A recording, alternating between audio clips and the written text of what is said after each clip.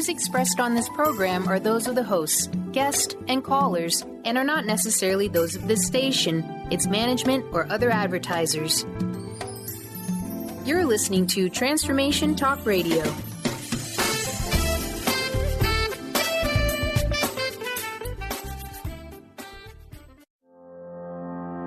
Are you ready to stop stress, anxiety, and low self-esteem from running your life? Join award-winning author Dr. Friedemann Schaub from Empowerment Radio as he addresses some of the most prevailing challenges in our day-to-day lives. Find out how you can use the power of your mind to overcome self-sabotaging patterns and build a solid foundation of confidence and self-respect. Learn cutting-edge tools and approach every day with great ease, joy, and purpose. This is the time to empower yourself. Now, here's your host, Dr. Friedemann Schaub. Welcome to Empowerment Radio.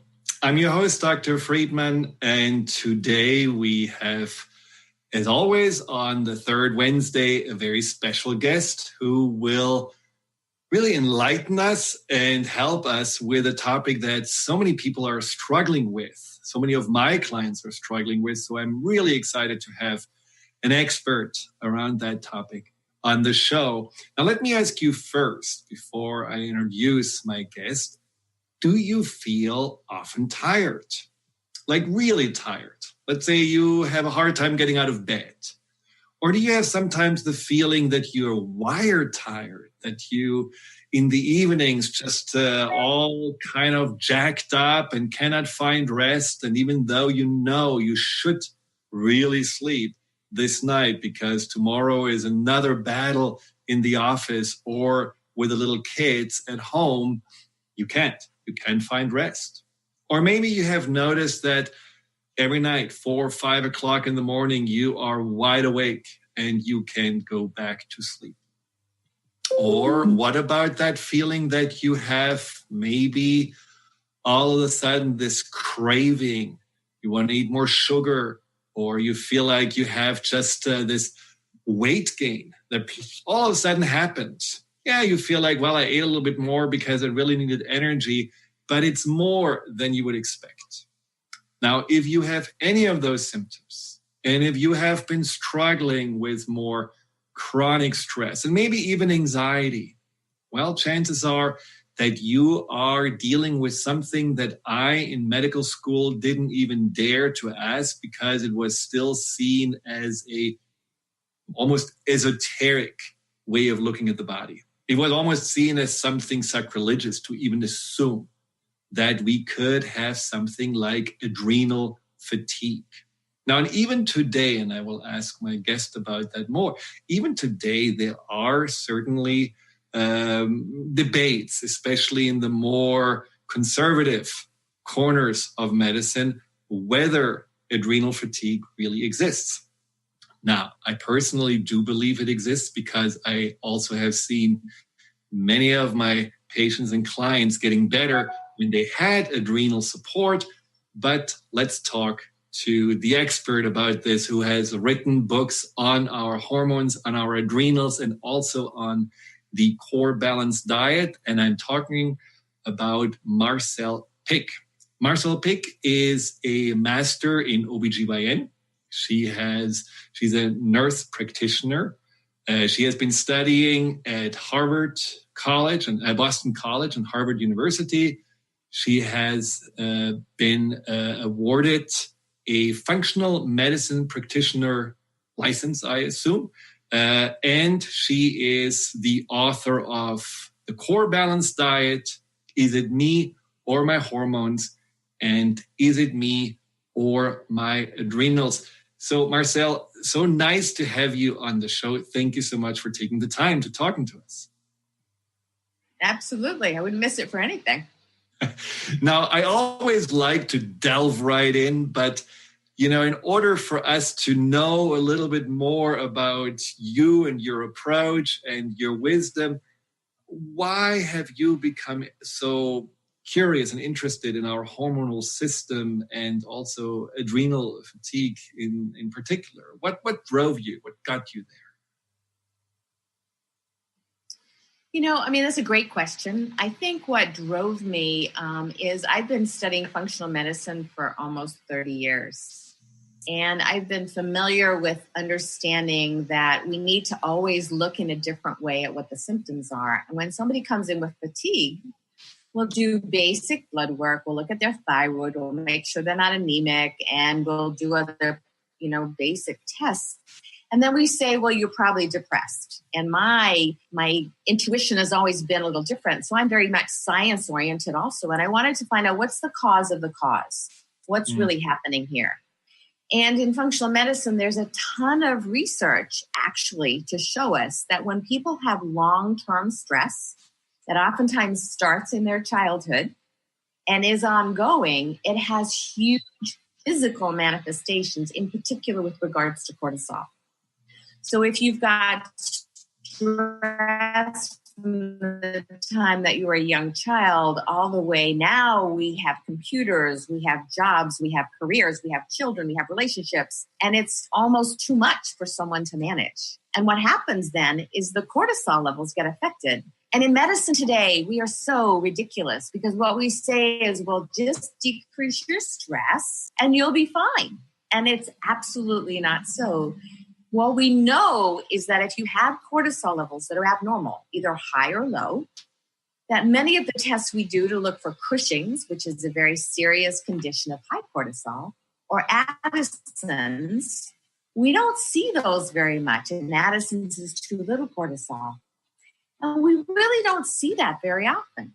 What we do see, however, is ranges on either extreme of people that have up and down cortisol or too high or too low. And the physical manifestations from that are significant. Blood sugar dysregulation, abnormal weight gain, immune dysfunction, more autoimmune disorders, thyroid disorders, hormonal craziness. And we know scientifically, this is not New Age medicine. We know that we've got research to support all of these things I'm talking about. And we know that the American Endocrinology Society came out with a position statement, basically saying there's no such thing as adrenal fatigue. It does nothing to affect the body. And it's just not true. It has major, major impact. Now, as we all know, science sometimes is limping behind real, more practical day-to-day evidence of the people that are working with their patients and clients. But, that was the same with my head of the department in cardiology, who didn't believe that stress had anything to do with high blood pressure or arrhythmia of the heart. So, now we know, of course, there is a correlation between stress and all of those as you said, physical manifestations. But what I'm wondering is, you mentioned something that I think a lot of people don't necessarily know about, functional medicine. What is functional medicine? That's a great question. So many years ago, I've always had a very interesting kind of perspective about life since I've been a young girl. And I'm always interested in medicine today. We look at the diagnosis and we come up very quickly with a treatment option. It's many times medication. The problem for me is that I was not seeing results. I wasn't seeing what really are we doing to change that symptom. So functional medicine is really science-based, and we're looking at what's the cause of the cause. If somebody has fatigue, do they have something going on with the mitochondria that's really affecting the way the mitochondria works? Is it Lyme? Is it Epstein-Barr? Is it adrenal related to cortisol? Are they not, are they having digestive issues in which they're not absorbing the nutrients properly? That's what we do in functional medicine, is really start to understand what's the cause of the cause, what's upstream of the problem, so that we can treat that and then the symptoms go away forever.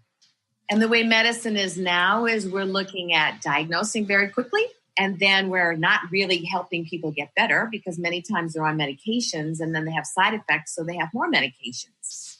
And my goal is to really figure out what the problem is so that we can get people actually physically better.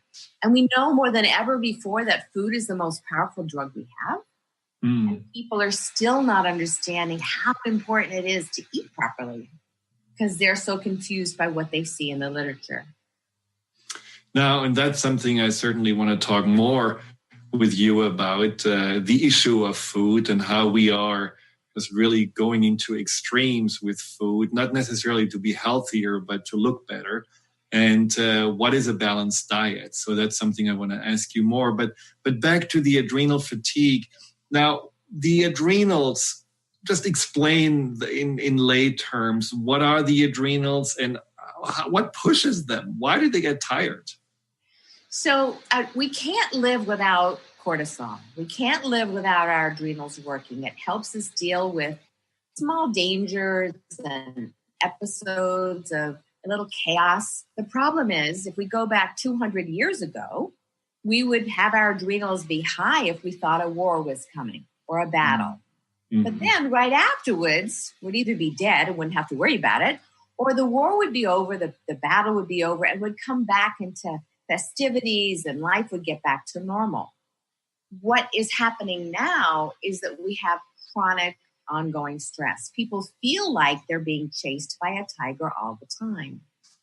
And what happens then with the adrenals is that they produce more and more cortisol. So that person that's feeling wired and anxious oftentimes has high cortisol, which is very similar to having epinephrine or adrenaline in the system all the time. And that makes you feel anxious. If you get stopped by a police officer, my heart starts racing, my mouth gets dry, and then they drive away and I didn't get a ticket, so I'm relaxed and my cortisol comes back down.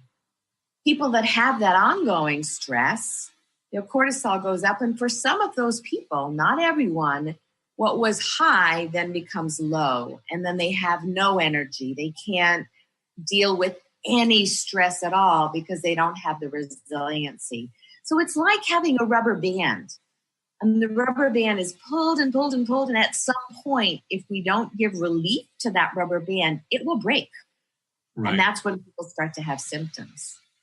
And do you have a feeling that there are some core, I mean, you work mainly with women as far as I know. So do you have any kind of suspects on why people are more stressed than, let's say, 30, 40 years ago? What do you observe? What are these stressors? I think it's definitely more stress than before. I mean, if you think about what's happening to the average person, they're on their cell phone a lot. They're looking at the emails as soon as they come in because their phone's buzzing them and telling them. They're getting text messages. Their children are texting them. The school's texting them. They're doing activities, and in America, we're crazy about how many activities our kids are involved in. Right. Women have jobs, but not only do they have jobs now, they own businesses. So they're CFOs, CEOs of businesses, as am I, which has another level of stress to it.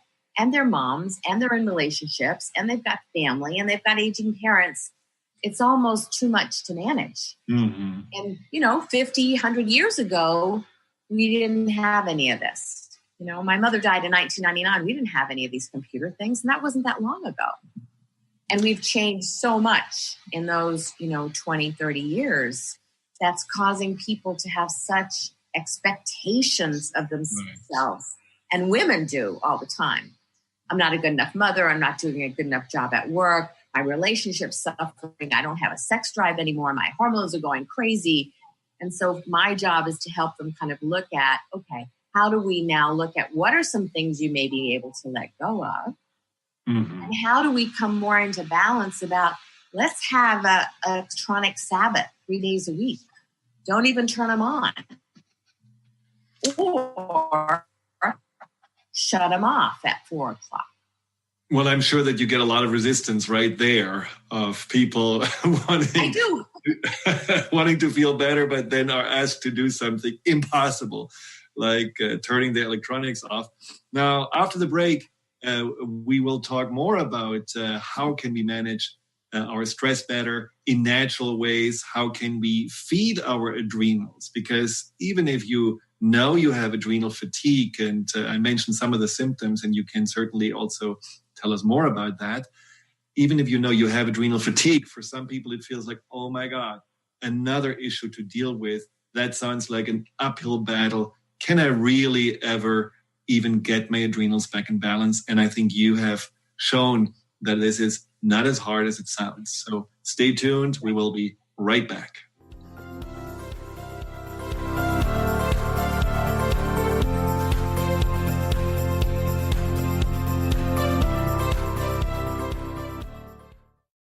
Choose the new earth on the Cornelia Stephanie Show. Tune in each week on Transformation Talk Radio as Cornelia takes listeners on an odyssey of higher consciousness to inspire, educate, and empower.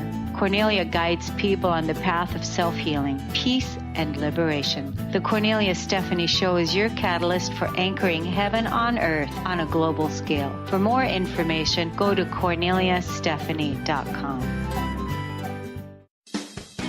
Wow. Hey, everyone. Welcome. Welcome to the Dr. Pat Show. This is Talk Radio to Thrive By. I'm telling you, I got to pinch myself some days because when each of us gets called to do something that we so not thought was in our wheelhouse to do for a purpose that's so much greater than us, we get to show up and shine.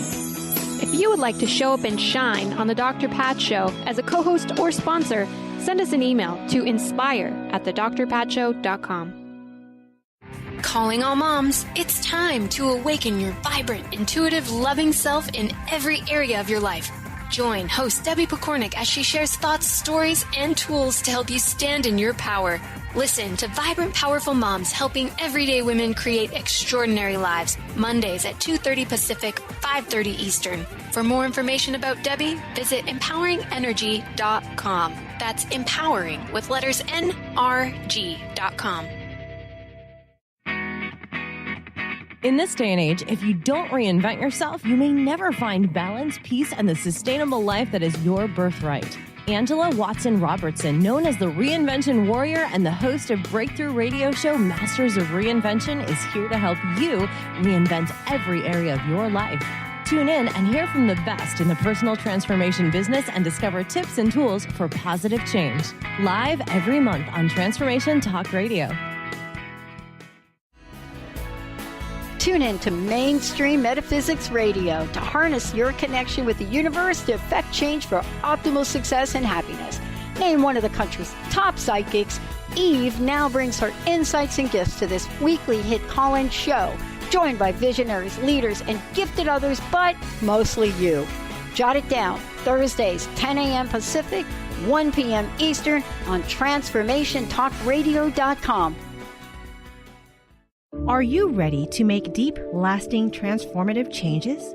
Then tune in each month on Transformation Talk Radio for Susanna Jameson's hit show, Love, Light, Sound Radio. During her show, Susanna inspires and supports spiritually and health-conscious individuals all over the world to reconnect with their hearts, their inner peace, and balance. Love, Light, Sound Radio. Transformation happens here now. For more information, visit SusannaJameson.com.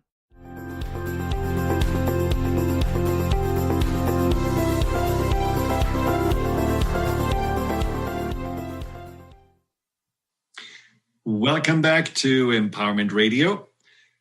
I'm here with Marcel Pick, who is an expert on all things hormones, functional medicine, how to bring your system back into balance. And we are talking about adrenal fatigue. And I mentioned before the break that adrenal fatigue sounds a little daunting and something that people may wonder, is it easy to heal? Now, how would you diagnose adrenal fatigue, and what are the symptoms that you would say the listeners should just be aware of? That's a great question. I mean, generally what I tend to do is I tend to do a salivary evaluation of the adrenals, because I've been surprised when I thought someone's cortisol was going to be low in the afternoon, it's actually high. And then I can get much more specific about how I treat them. So I look at cortisol levels at 7 in the morning, noon, 4 in the afternoon, and midnight. And there's many different companies that you can get that testing with. And it's helpful if you work with a functionally trained practitioner so they can really look at what you do. And then I might use adaptogenic herbs depending upon what time of the day they're having problems. And there are times that I'll use supplemental DHEA as well. I call it the feel-good hormone. It's the hormone that really helps people those people that might have road rage or they spill something and you would think it was the end of the world because it's such a big deal. It's because they don't have any reserve left of that adrenal ability. And those are the people that I'm not sure if I need to add perhaps even something called phosphatidylserine, which is an herb that helps cortisol levels come down. So I always test people's adrenals. I might use some adaptogenic herbs after they've sent the test in and not wait for the results to come back if they're feeling horrible. But I've been wrong before and I thought, gosh, I'm sure it's elevated, and it was actually low. Now, you mentioned before elevated cortisol levels can mask or create a lot of physical symptoms that, of course, people may not necessarily think comes from adrenal fatigue and increasing cortisol level, but often it's also an emotional expression of adrenal fatigue. So what would you say are the classics? What are usually people coming with to you when they have adrenal fatigue? There are so many symptoms, and oftentimes the emotions are tied into why the adrenals are the way they are, which is a different discussion. But they might have fatigue in the morning, they can't get out of bed. Or they have 7 or 8 hours sleep a night and they're exhausted. They might have memory fog. They might notice that they get sick more often than usual. They might notice that their energy is completely horrible at night. Somebody asks them to do something at night, they can't.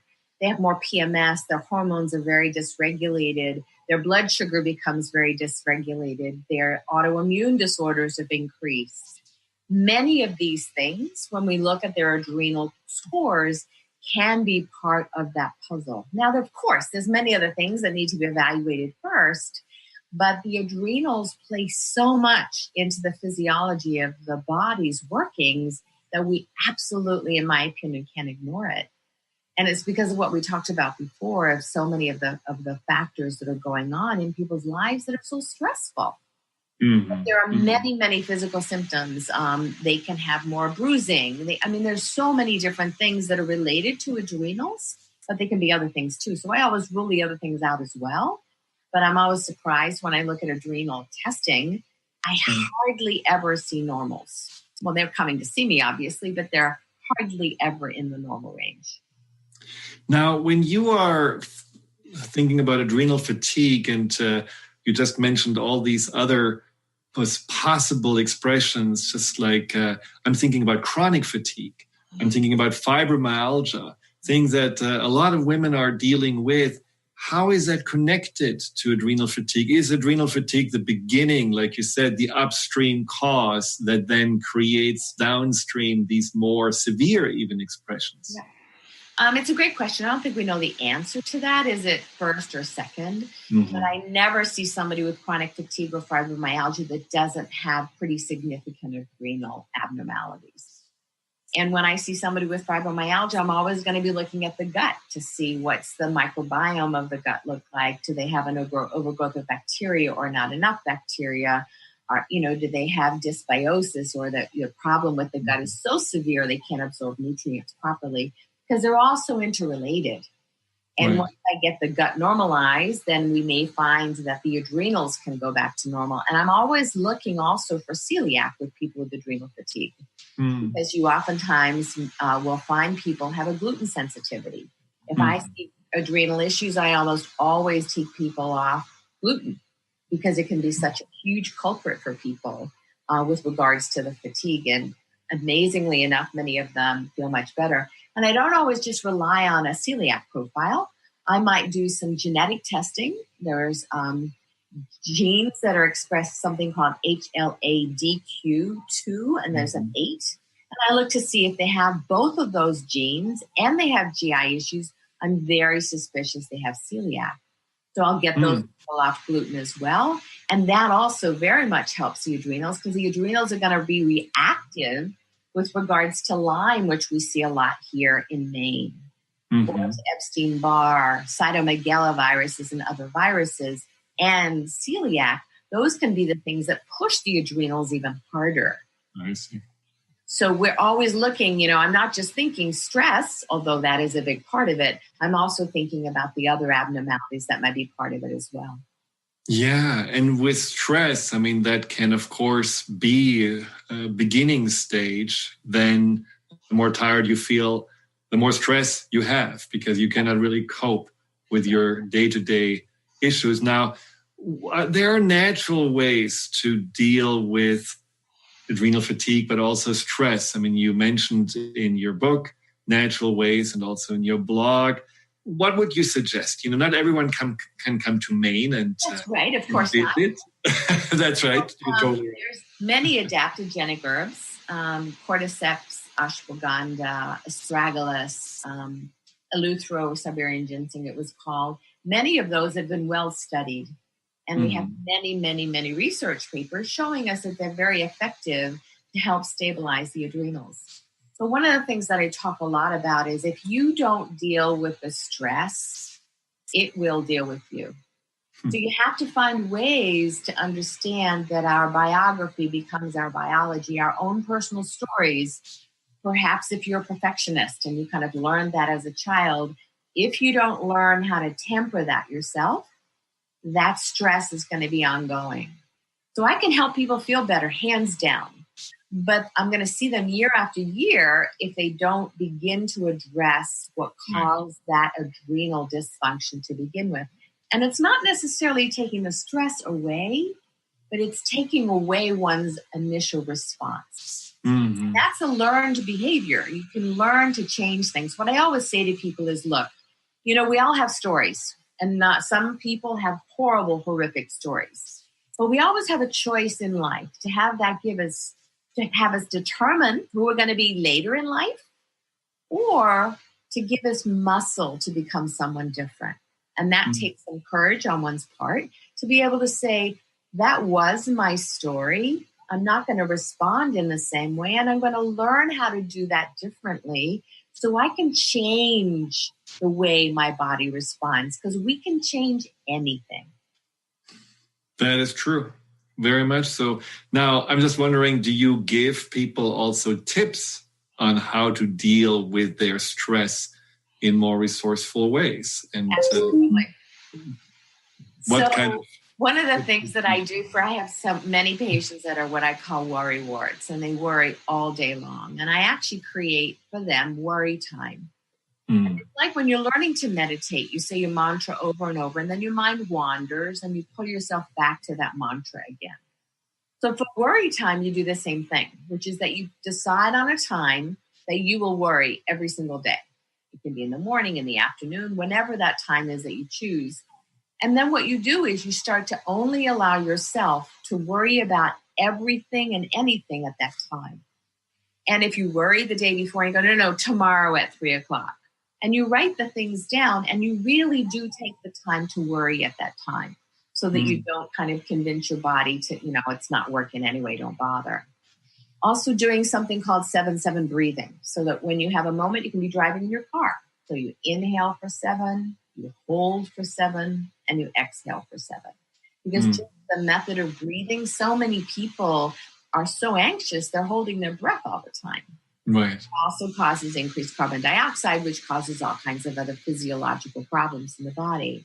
So those are two very simple things. Taking time to eat well. That's crucial. Preparing, I did a Facebook Live on Monday night on how do you prepare ahead of time in the kitchen. It doesn't have to take a lot of time, but be kind enough to yourself and love yourself enough that you do that for yourself so that you don't have these times that you're starving and there's nothing to eat because you're prepared for it. So those very simple things. Also finding an exercise that you love. If you don't love what you do, you won't do it. Just exercising for the sake of exercising, it won't work. Right. But when you find, and you have to sometimes go through many things to figure out, what do I like? I like active things, obviously, because I'm a dancer, but other people like yoga or more mellow things. So finding that out and then doing it and putting it on your calendar, having an alarm go off to remind you it's time to do it. But sometimes if you're so tired, you don't have the energy for it. So we have to work with the adrenals first to get you that energy back. But isn't it true that even just asking yourself the question, what do I like? What do I want? Is already just a whole new concept for so many, especially women, that are so much more focused on supporting others than really looking at themselves. So what you said about food, that is certainly something I've seen many times, where people literally forget to eat. And that certainly gets the body into a stress response, because the cells don't know why there is no food and why they don't get any nutrition. And so they are freaking out.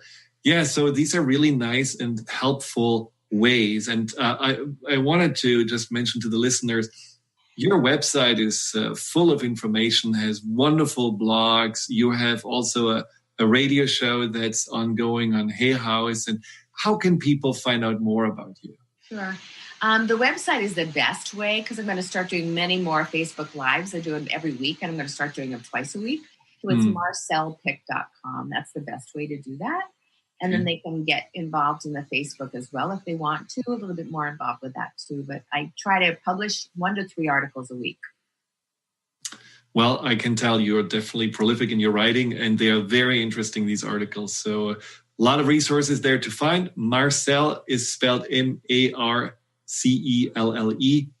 and then pick, P-I-C-K, all in one word, .com, right? Yes, ma'am. Yes, sir. Yes. Okay, we will be right back with Marcel, talking actually about something that I also know a lot of your listeners have been wondering about, which is food, weight gain, and how can you find a healthy balance with all of that. We will be right back with that.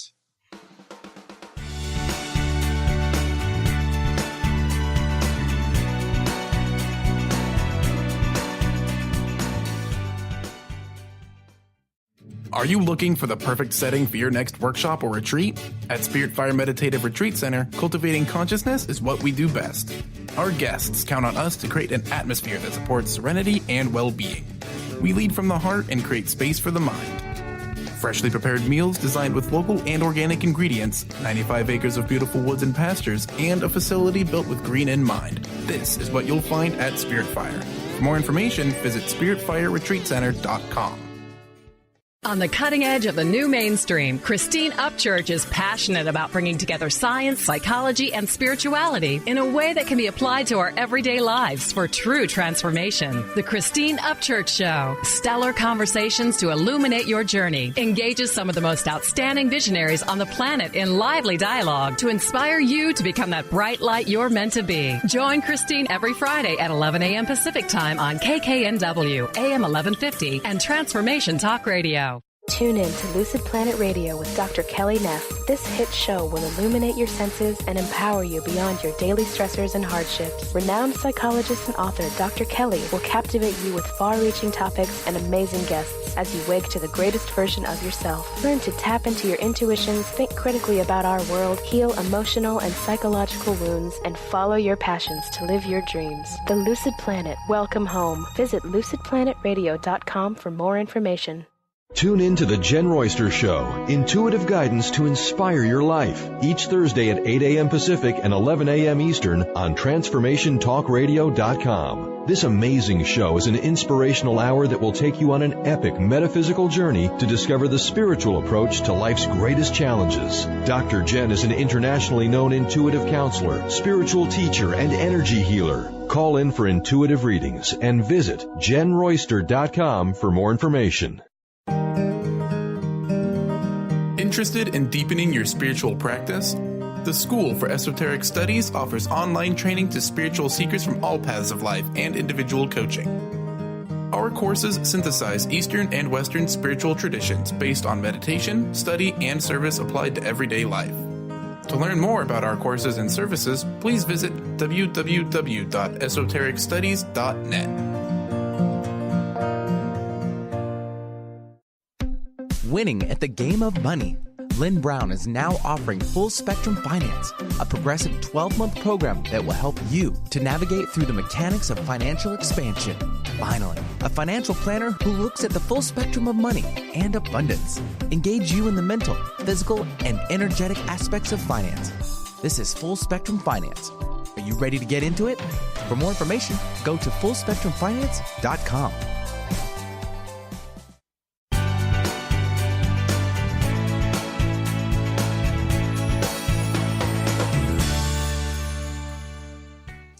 Welcome back to Empowerment Radio. I'm talking with Marcel Pick about all different things, body, hormones, and now we are delving into weight.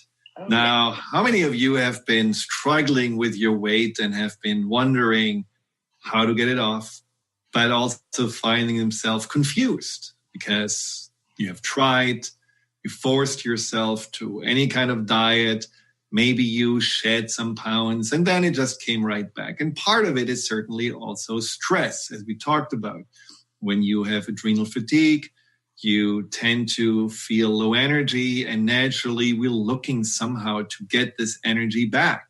And we have these cravings, and we want more sugar. And stress also doesn't necessarily make us the best cooks.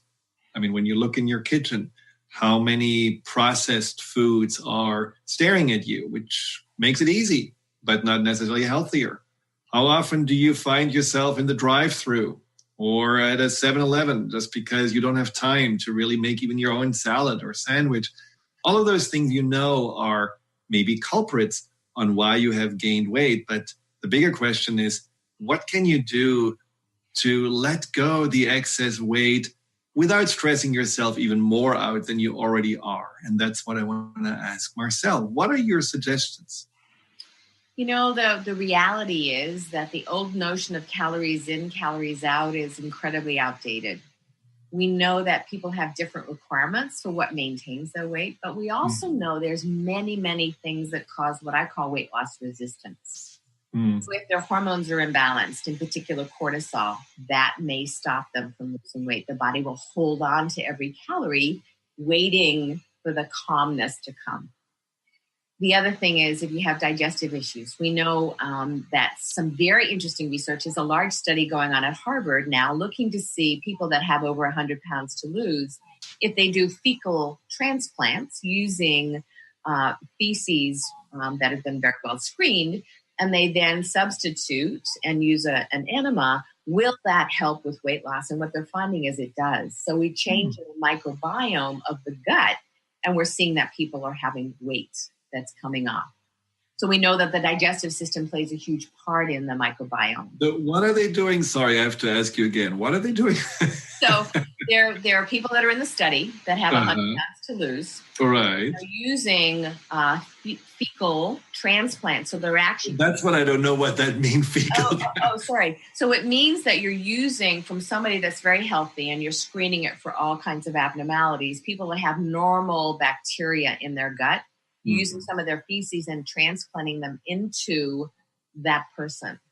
And what they're finding, we use that a lot for kids that have ADD, ADHD. I know, yes, but adults have never heard that. I know. Well, what happened is that we found that people with Crohn's and oftentimes with C. diff, that when we did the fecal transplant to treat that, they lost weight if they were overweight. And they didn't change their diet. So we see again that the microbiome of the gut is extremely important with regards to weight gain or weight loss. We also know more than ever that the adrenals are a part of it.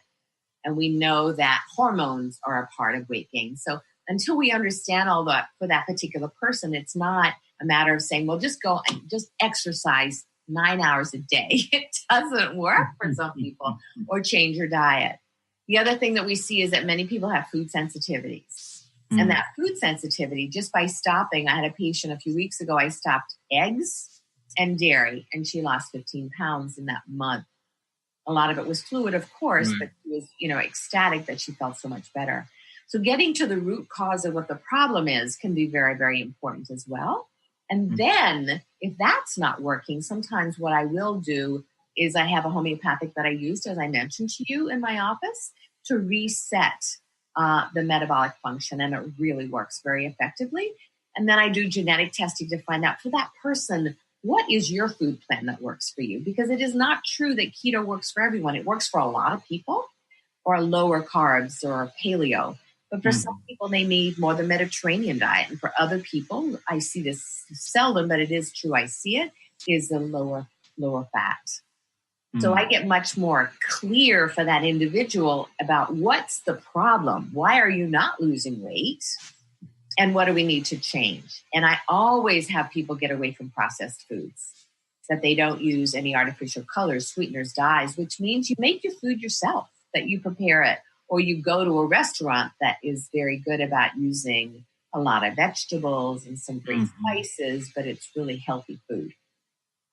And do you feel like that people then, after they went through your weight loss program, for example, that you mentioned in the break, that people keep then the discipline to continue to nourish themselves in the way their body wants to be nourished? Or is that one of the hardest things to follow through with? Well, the question that I ask for many people, though, is, when I do the genetic testing, I can see on that genetic test if they're more prone to something called disinhibition, which means that if you tell them not to do something, they don't really care. They're going to do it anyway.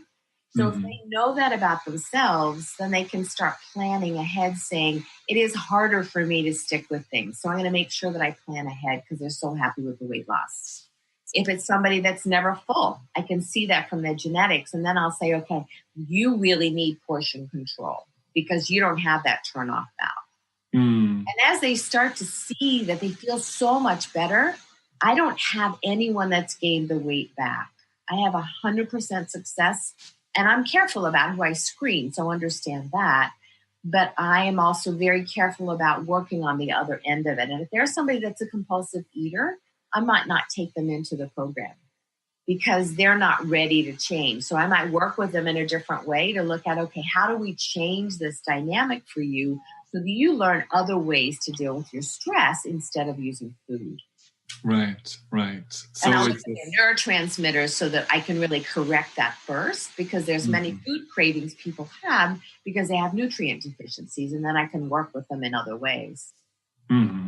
Now, do you believe if someone actually listens to their body, they know what their body wants? For example, you mentioned the genetic testing for what is your food type, what is really, your body's way of nourishing itself, or do you feel like it's the genetic testing that will tell us all of those things? So I think that sometimes the body gets a little confusing for us because people that crave gluten or crave a particular food, oftentimes, and I'm talking about like, I can't wait to go have it. They oftentimes have a sensitivity to it. Dairy is a big example of that. When I say to some of my patients they can't have dairy, I've had people cry in my office. It's like, I can't do this, it's too hard. Or gluten. And when they get off it and then they have it back, they realize it was a trigger for them. So there is a yes part to that and a no part to that. You have to be pretty tuned in and take the time to listen. Then you can get a clear sense about, nope, I don't like that. I don't want that. But the genetic testing is a little bit faster way for me to be able to identify, oh, you really don't have a stop valve, or you really have a sweet tooth. And then we can work around that so that I can empower them that much more.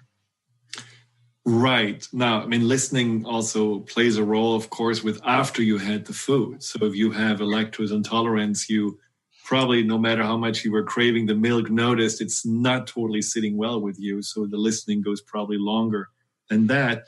But that's a very interesting approach. Now, what about people that feel like they're never hungry?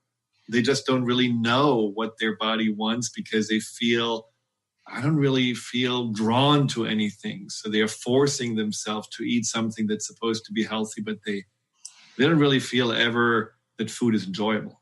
So many times there are people that have very significant food sensitivities. And as you start to correct the gut and as you start to correct the foods that they're reacting to, they start to have a much wider variety as well. And sometimes they're, when you do, here we are, the genetic testing again, you can see that they're extreme tasters, so that you need to really make sure that they have foods like broccoli wouldn't work for them, or foods that have very poignant taste. So you're going to kind of really be careful about what foods you'd even introduce for them. Kale would not be so great for them, and, cabbage or any of those things, but you do much more mild things and they might be able to tolerate that a little bit better. And then as you correct the gut, they start to have much more of an interest in having other things as well. That's interesting. Now, I'm wondering, by the way, Carter, we're just going to skip the break. There is so much to talk about. I'm wondering about hormones in general, because you also are working with people on their entire hormonal system. And what do you notice in regards to hormones being out of balance, the lack of joy in life, the lack of appetite, the, maybe weight issues? That is a very complex journey that people often go under, especially maybe when they are reaching menopause and everything is topsy-turvy. And what is your approach there? And again, of course, your work is very specialized, and you have the genetic testing and you have everything that is needed to pinpoint it down. But for listeners that, again, just want to get a feel of what can I do to figure things out? Where do I turn to? Do I go to my OBGYN? Do I go to an acupuncturist? Do I go to a nutritionist? What do I do when I feel my hormones are just completely out of control? So the genetic test I only do for the weight loss program. I don't do it other times. I just want to help people know how to keep the weight off. But in regards to hormones, the place that I really want to encourage people to understand is hormones do go up and down. And it isn't normal to feel out of sorts. It isn't normal to have PMS. It isn't normal to feel many of the things that women feel. It's normal in that we see it all the time, but we can get that back into balance. And the first place to start is with your diet. Believe it or not, food gives the messages so importantly. And our body produces picograms of hormones. We don't need lots of hormones every day, but they become very imbalanced very quickly with that adrenal dysfunction. And one of the things that we know is that cholesterol normally contributes to the manufacturing of estrogen, progesterone, testosterone, and DHEA. If we have too much of a need for cortisol, it bypasses those. Mm-hmm. We see oftentimes progesterone that goes really low, and then people have symptoms of irregular periods or more moodiness or anger, irritability prior to their periods. And it makes perimenopause that much worse as well. So the first place I say to people is change your diet. Find out what food you're reacting to. Get on a probiotic. Heal the gut.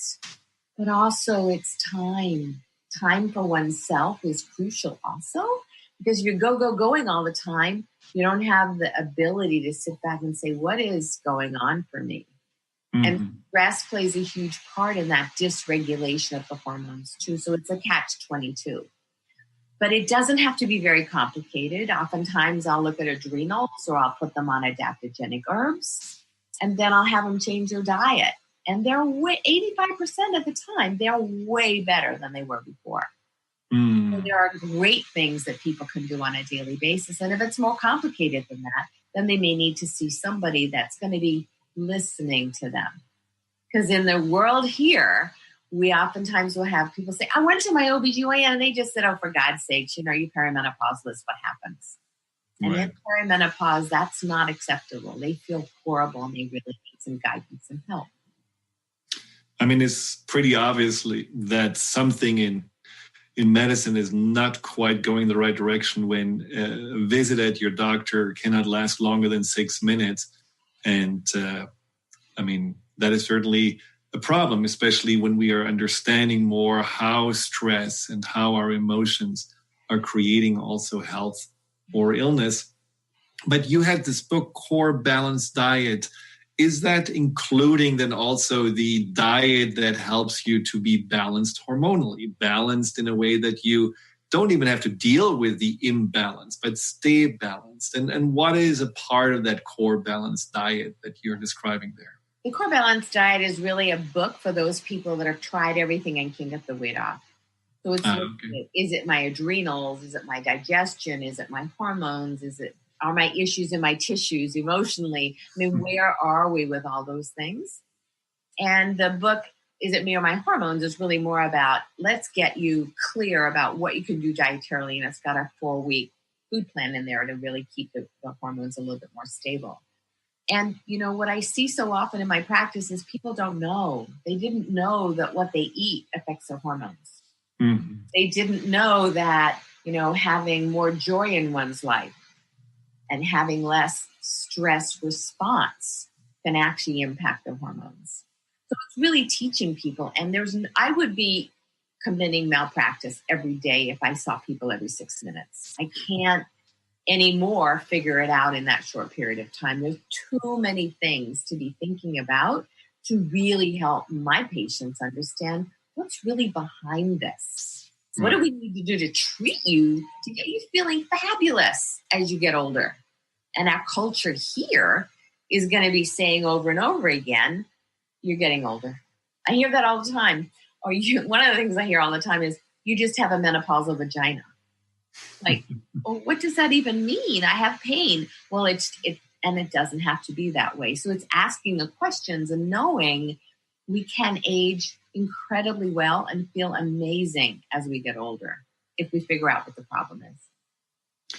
Well, and I also believe that it takes time to figure oneself out. And unfortunately, we don't necessarily take that time because we are too busy with more external distractions. Now, I guess also your personal story on how you found passion and how passion healed you is something that you just mentioned is maybe like one of those youth fountains to really get passionate about something. And you got passionate about dancing. And as you said in one of your blogs, it saved your life. So how did it save your life? Well, I was in the process of getting a divorce, and I went into dancing actually so that I could be touched with no strings because I was newly single. And what I found is that it was my form of meditation, because when I'm dancing, and I take a lot of dance, I dance 5 nights a week. When I'm dancing, I have to be completely present. I can't think of anything else. I will trip, or I will cause my partner to trip. So I am constantly connecting with the person that I'm with and fully present. And it was what helped me with exercise, helped my enormous stress that I had at the time, helped me feel connection with other people. And it was my new language. And I think everybody needs something like that in life. I mean, I have a purpose in my work. I'm passionate about what I do for work as well, because I think I can make a difference. But on the other side of it, I don't want to work all the time. So I found something for myself that really speaks very deeply to me. And I compete now, and I'm doing all kinds of things that you don't normally have to do. But it's my fun way to be able to up my ante. So for all of my patients and for those listening, I urge you to take the time to look at what makes me happy, what really brings joy to me every single day, or the thought of it if I can't do it every day. So that we all need that. Is it music? Is it playing the guitar? Is it singing? Is it being, working as a volunteer? Is it, what is it for you? Because we all need it. And for me, it really did save my life because I had so much stress at the time, enormous stress, that I don't know that I could have made it without dance. What a beautiful story. And also it highlights the importance of knowing that you deserve to have joy and happiness. And often with my clients, that is already a very hard concept to consider. Do I really deserve to have, 5 nights a week like you do, just a pure bliss with your dance? And I think that's something to just also explore. It doesn't have to be dancing. It doesn't have to be meditation or yoga. It may be just getting an animal that you can love unconditional. It can be something that may connect you to nature. It can be very simple. Some people love... They're quilters. They just can't wait to the sewing machine and just do with their hands and quilt and just kind of be in their place with their music. So everybody has their thing. It just finding it for yourself. Now, I don't know about you and your patients, but I certainly find that we all have something inside that wants to actually come out in this way, just like you with your dancing. And so the answer is already there. It doesn't even have to be a lot of trials and errors. It can be just a moment of listening and paying attention to what you're naturally drawn to and then going for it. Right. Now, how can people, again, find out more about you? Just mention your website again. Sure. It's the website marcelpick.com is the easiest way to get there. And there's tons of information there, as well as Facebook. They can watch Facebook Lives because I do them every week as well. And your next Facebook Live is when? On Mondays at 7 o'clock in America at Eastern Standard Time. Excellent. And it will always be another topic, or always another topic. It goes, oftentimes it'll go with my newsletter, but I'm going to be doing more about the kitchen. How do you prepare foods for yourself, and how do you do things when you're very busy? Fabulous. All right. If you're interested in that, which I know many of you are, check out marcelpick.com. Well, thank you so much for being such a wonderful resource and also a voice of balance. And I think for many people, hope, because stress and fatigue and also weight gain are all issues that so many people feel just overwhelmed by.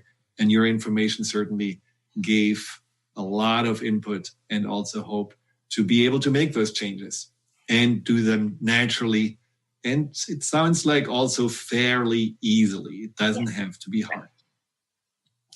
Well, thank you very much again. And until next time on Empowerment Radio, thank you for listening. I'm your host, Dr. Friedemann. Stay balanced, stay healthy, stay well.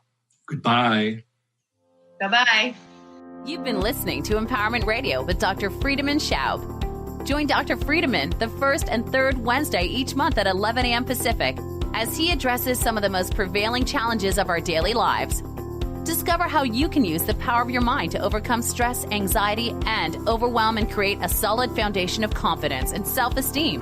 Learn cutting-edge tools so that you can approach every day with great ease, joy, and purpose.